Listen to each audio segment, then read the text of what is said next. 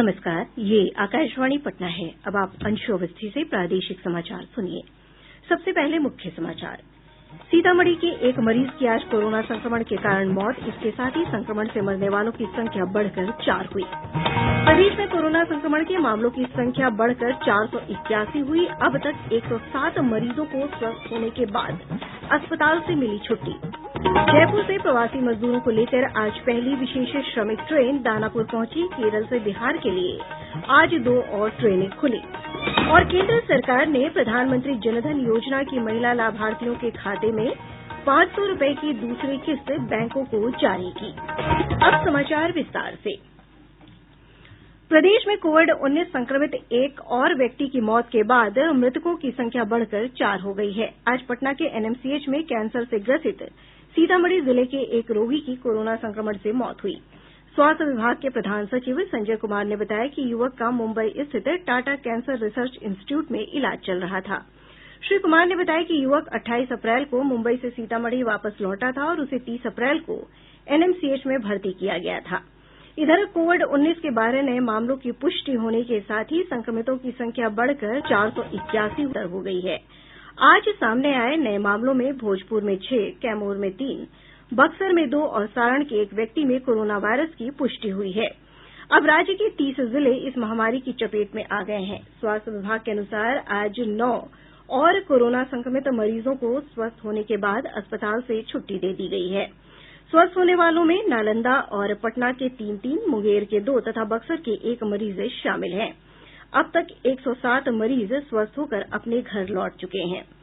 स्वास्थ्य विभाग के प्रधान सचिव संजय कुमार ने बताया कि अब तक 25,724 नमूनों की जांच की गई है। उन्होंने बताया कि बाहर से आये 57 लोगों में संक्रमण की पुष्टि हुई है। श्री कुमार ने बताया कि घर घर सर्वे अभियान के तहत अब तक 86,88,000 घरों का सर्वेक्षण किया जा चुका है। सर्वे के दौरान 4 करोड़ 68 लाख लोगों की जांच की गई है, जिनमें 3,275 लोगों में सर्दी, खांसी और बुखार की शिकायत दर्ज की गई है। प्रदेश में लॉकडाउन उल्लंघन के मामले में अब तक 1,758 प्राथमिकियां दर्ज की गई हैं। वहीं 1,742 लोगों को गिरफ्तार किया गया है। 53,944 वाहन भी जब्त किए गए हैं। अब तक 12 करोड़ रुपए से अधिक की राशि जुर्माने के रूप में वसूल की गई है। देश में कोविड-19 मामलों की संख्या बढ़कर 37,776 हो गई है, जबकि इस बीमारी से अब तक 1,223 लोगों की मौत हो चुकी है। स्वास्थ्य मंत्रालय की ओर से जारी आंकड़ों में बताया गया है कि कोविड-19 के इस समय 26,535 सक्रिय मामले हैं। 10,018 लोगों को उपचार के बाद अस्पतालों से छुट्टी दे दी गई है। राजस्थान के नागौर जिला से बिहार के 1,174 मजदूरों को लेकर एक विशेष श्रमिक रेलगाड़ी आज दोपहर बाद पटना के दानापुर स्टेशन पहुंची। स्वास्थ्य मंत्री मंगल पांडेय ने स्टेशन पर श्रमिकों का स्वागत किया। ट्रेन के पहुंचने से पहले दानापुर रेलवे स्टेशन को संक्रमण मुक्त किया गया और अतिरिक्त सुरक्षा बलों की भी तैनाती की गई थी। पटना के जिलाधिकारी कुमार रवि ने बताया कि सभी मजदूरों की स्वास्थ्य जांच दानापुर के रेलवे स्कूल में कराने के बाद उन्हें संबंधित जिलों में बस से भेजा जा रहा है। अपने घरों को जाने के लिए उत्सुक राजस्थान से पहुंचे मजदूरों ने केंद्र, राज्य और रेलवे के प्रति आभार भी प्रकट किया। जिलाधिकारी ने बताया कि इन कामगारों को प्रखंडों में बने क्वारंटीन सेंटर में 21 दिनों के लिए रखा जाएगा। क्वारंटीन सेंटर में कामगारों का कौशल सर्वेक्षण भी किया जाएगा ताकि उन्हें रोजगार उपलब्ध कराया जा सके।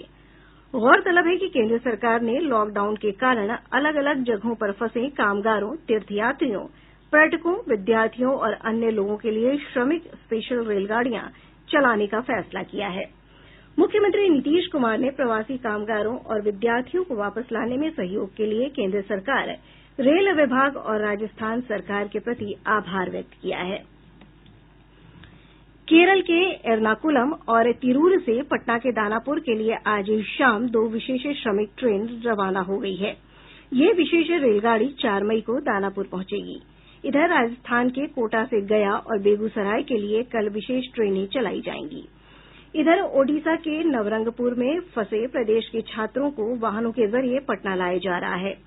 आपदा प्रबंधन विभाग के प्रधान सचिव प्रत्यय अमृत ने बताया कि गुजरात के अहमदाबाद और सूरत, आंध्र प्रदेश के विजयवाड़ा से भी ट्रेनें चलाने पर सहमति बन गई है।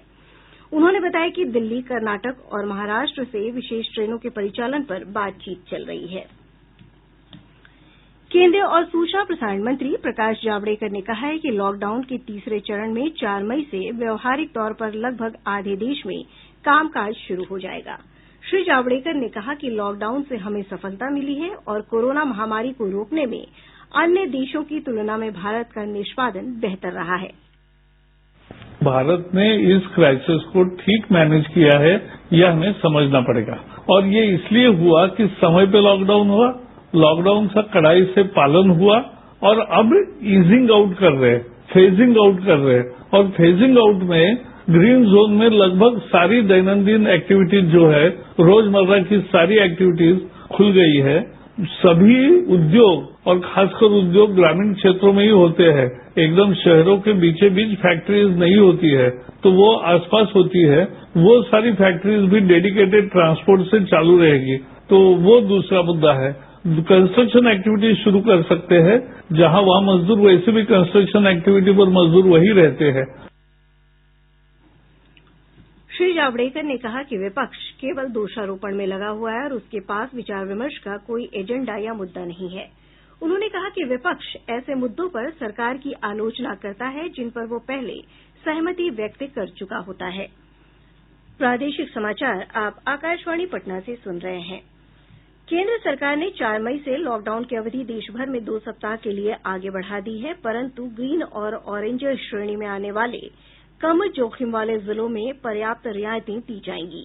गृह मंत्रालय ने कल नए दिशा निर्देश जारी किए, जो रेड, ग्रीन और ऑरेंज जोन में विभाजित जिलों के जोखिम के अनुसार लागू होंगे।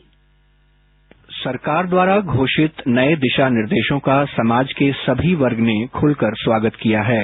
नए दिशा निर्देशों में कुछ गतिविधियों को समान रूप से प्रतिबंधित रखा गया है। हवाई, रेल, मेट्रो और सड़क मार्ग से अंतर्राज्यीय आवाजाही पर प्रतिबंध जारी रहेगा। सभी स्कूल, कॉलेज और शैक्षणिक संस्थान बंद रहेंगे। वहीं ऑनलाइन और दूरस्थ शिक्षा को बरकरार रखा गया है। Restaurant, cinema hall, shopping mall, gym, theatre, bar और ऑडिटोरियम पहले की तरह ही बंद रहेंगे। सामाजिक, राजनीतिक, सांस्कृतिक, धार्मिक, मनोरंजन और अकादमिक समारोहों पर प्रतिबंध जारी रहेंगे। धार्मिक स्थल और किसी भी प्रकार के धार्मिक आयोजनों पर भी पूरी तरह से प्रतिबंध बरकरार रखा गया है। रेड जोन में व्यक्तियों और वाहनों के परिचालन की अनुमति मात्र कुछ ही अनिवार्य गतिविधियों के लिए दी गई है। रेड जोन में टैक्सी और कैब एग्रीगेटर्स, साइकिल रिक्शा और ऑटो रिक्शा, नाई की दुकानें, स्पा और सैलून पर प्रतिबंध अब भी जारी रहेगा। हालांकि बाजारों और बाजार परिसरों में आवश्यक सामान बेचने वाली दुकानों को अनुमति प्रदान की गई है। आस पड़ोस और बाजार परिसरों के अलावा और आवासीय परिसरों की सभी दुकानों को खोलने के भी आदेश दिए जा चुके हैं। ग्रामीण क्षेत्रों में मॉल को छोड़कर सभी दुकानों को खोलने की अनुमति दी गई है। ऑरेंज जोन में रेड जोन की गतिविधियों के अलावा टैक्सी और कैब एग्रीगेटर्स को एक चालक और 2 यात्री के साथ परिचालन की अनुमति है। सुपर्णा सैकिया के साथ आनंद चतुर्वेदी, आकाशवाणी समाचार। बिहार के 5 जिलों को रेड जोन, 30 को ऑरेंज जोन और 13 को ग्रीन जोन में रखा गया है। मुंगेर, पटना, रोहतास, बक्सर और गया जिले रेड जोन में शामिल हैं। नालंदा, कैमूर, सिवान, गोपालगंज, भोजपुर, बेगूसराय, औरंगाबाद, मधुबनी, पूर्वी चंपारण, भागलपुर, अरवल, सारण, नवादा, लखीसराय, बांका, वैशाली, दरभंगा, जहानाबाद, मधेपुरा और पूर्णिया ऑरेंज जोन में शामिल जिले हैं। इनके अलावा शेष 13 जिले ग्रीन जोन में हैं। स्वास्थ्य मंत्रालय ने रेड जोन से ग्रीन जोन में जिलों को रखने के मानक बदले हैं।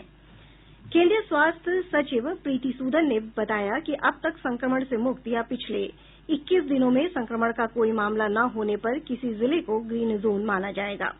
उन्होंने बताया कि अभी देश भर के 130 जिलों को रेड जोन, 284 को ऑरेंज जोन और 319 को ग्रीन जोन में रखा गया है। स्वास्थ्य मंत्रालय के प्रवक्ता लव अग्रवाल ने बताया कि राज्य और जिला प्रशासन को रेड और ऑरेंज जोन वाले जिलों में दिशा निर्देशों के पूरी तरह पालन पर ध्यान देना चाहिए ताकि संक्रमण की श्रृंखला टूट सके। देश के विभिन्न जिलों को रेड, ऑरेंज और ग्रीन जोन में बांटा गया है। राज्य और जिला प्रशासन द्वारा कंसंट्रेटेड एफर्ट्स करते हुए यह इंश्योर करना है कि जिन भी जिलों में केस आए हैं, यानी कि रेड या ऑरेंज डिस्ट्रिक्ट, वहां पर इफेक्टिव और स्ट्रिंजेंट कंटेन मेजर्स के थ्रू चेन ऑफ ट्रांसमिशन को ब्रेक किया जाए। केसेज एंड कॉन्टैक्ट, यानी कि जितने भी केसेज आए हैं उनको और उनके कॉन्टैक्ट्स को मैप किया जाए। वह केसेज और उनके कॉन्टैक्ट, उनका ज्योग्राफिकल डिस्पर्शन क्या है, उसको एनालाइज किया जाए। कोरोना योद्धाओं के साथ सेना की एकजुटता प्रदर्शित करने के लिए रविवार को सशस्त्र सेनाएं कई गतिविधियां शुरू करेंगी। Chief of defence staff general Vipin Rawat ने बताया है कि भारतीय वायुसेना के लड़ाकू और मालवाहक विमान श्रीनगर से तिरुवनंतपुरम और डिब्रूगढ़ से कच्छ तक फ्लाई पास्ट करेंगे। सेना और नौसेना के हेलीकॉप्टर उन अस्पतालों पर फूलों की वर्षा करेंगे जिनमें कोविड रोगियों का उपचार चल रहा है। पुलिस कर्मियों के असाधारण और साहसिक कार्यों के प्रति आभार व्यक्त करने के लिए तीनों सेनाओं के अध्यक्ष पुलिस स्मारक पर माल्यार्पण करेंगे। प्रधानमंत्री नरेंद्र मोदी ने प्रमुख रक्षा अध्यक्ष जनरल विपिन रावत की घोषणाओं का स्वागत किया है। श्री मोदी ने एक ट्वीट में कहा कि भारतीय सशस्त्र बलों ने राष्ट्र को हमेशा सुरक्षित रखा है और वैश्विक आपदा के समय में भी वे लोगों की मदद कर रहे हैं। गृह मंत्री अमित शाह ने कोरोना योद्धाओं का आभार व्यक्त करने के निर्णय के लिए चीफ ऑफ डिफेंस स्टाफ और सशस्त्र सेनाओं को बधाई दी है। श्री शाह ने कहा कि सशस्त्र सेनाओं के इस निर्णय से हमारे चिकित्सकों, स्वास्थ्य और सफाई कर्मचारियों, सुरक्षा और मीडिया कर्मियों का विश्वास बढ़ेगा। केंद्रीय सूक्ष्म, लघु और मध्यम उद्योग मंत्री नितिन गडकरी ने कहा है कि केंद्र सरकार जल्दी ही एमएसएमई क्षेत्र के लिए राहत पैकेज की घोषणा कर सकती है। श्री गडकरी ने आज नई दिल्ली में कहा कि राहत पैकेज की सिफारिश मंत्रालय और प्रधानमंत्री को भेज दी गई है। इस पैकेज की घोषणा शीघ्र होने की संभावना है। केंद्र सरकार ने प्रधानमंत्री जनधन योजना की महिला लाभार्थियों के खाते में 500 रुपये की दूसरी किस्त बैंकों को जारी कर दी है। इस योजना के तहत हर महिला लाभार्थी को पिछले महीने से 500 रुपये की 3 किस्तें दी जानी है। पिछले महीने पहले सप्ताह में पहली किस्त के तौर पर लगभग 20 करोड़ महिला लाभार्थियों के खाते में राशि जमा कराई गई थी। नागर विमानन महानिदेशालय ने लॉकडाउन की विस्तारित अवधि को देखते हुए सभी नियमित घरेलू और अंतर्राष्ट्रीय यात्री उड़ानों पर जारी प्रतिबंध को 17 मई तक बढ़ा दिया है। महानिदेशालय ने कहा है कि इस फैसले में होने वाले किसी भी परिवर्तन की जानकारी लोगों को समय रहते दी जाएगी ताकि वे सेवाएं बहाल होने पर अपने टिकट बुक कर सकें। बिहार के लोगों ने केंद्र की तरफ से मिलने वाली विभिन्न सरकारी योजनाओं पर प्रसन्नता व्यक्त की है। मैं जगनारायण पांडे, किसान, ग्राम सराव, प्रखंड कोड़ीगोला, जिला रोहतास का निवासी हूँ। प्रधानमंत्री किसान सम्मान निधि योजना के तहत जो राशि आई है वह इस लॉकडाउन में काफी मददगार हो। के लिए प्रधानमंत्री जी को बहुत बहुत धन्यवाद। मेरा नाम फूलन देवी है, जम्मू जिला अगारा गांव को रहने वाले हैं। जनधन खाता पर 500 रुपया, उजाला खाता पर 850 रुपया और सभी परिवार को बढ़िया से खिला कर रहे हैं। प्रधानमंत्री को पौराणिक धारावाहिक श्री कृष्णा कल सुबह 9 बजे से दूरदर्शन के राष्ट्रीय चैनल पर प्रसारित किया जाएगा।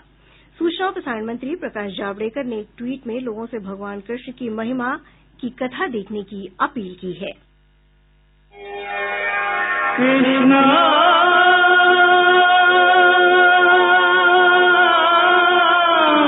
दर्शकों का पसंदीदा धारावाहिक श्री कृष्ण जल्द आ रहा है डीडी नेशनल, फ्री डिश और अन्य डीटीएच चैनल पर। सब्सक्राइबर्स अपना चैनल नंबर नोट करें। Free dish 001, Tata Sky 114, Airtel 148, Sun Direct 302, Videocon D2H 149, dish TV 193 और डेन 138। आगामी आकर्षण धारावाहिक श्री कृष्ण।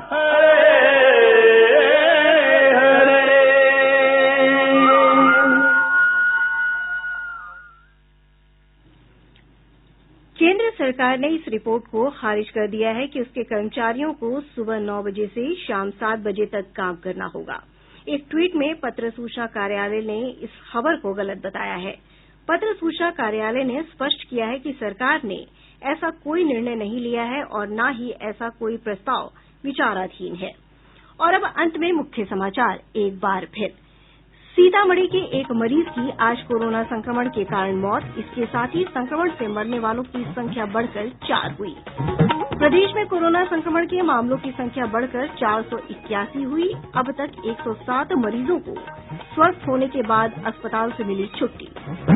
जयपुर से प्रवासी मजदूरों को लेकर आज पहली विशेष श्रमिक ट्रेन दानापुर पहुंची। केरल से बिहार के लिए आज 2 और ट्रेनें खुली। और केंद्र सरकार ने प्रधानमंत्री जनधन योजना की महिला लाभार्थियों के खाते में 500 रुपए की दूसरी किस्त बैंकों को जारी की।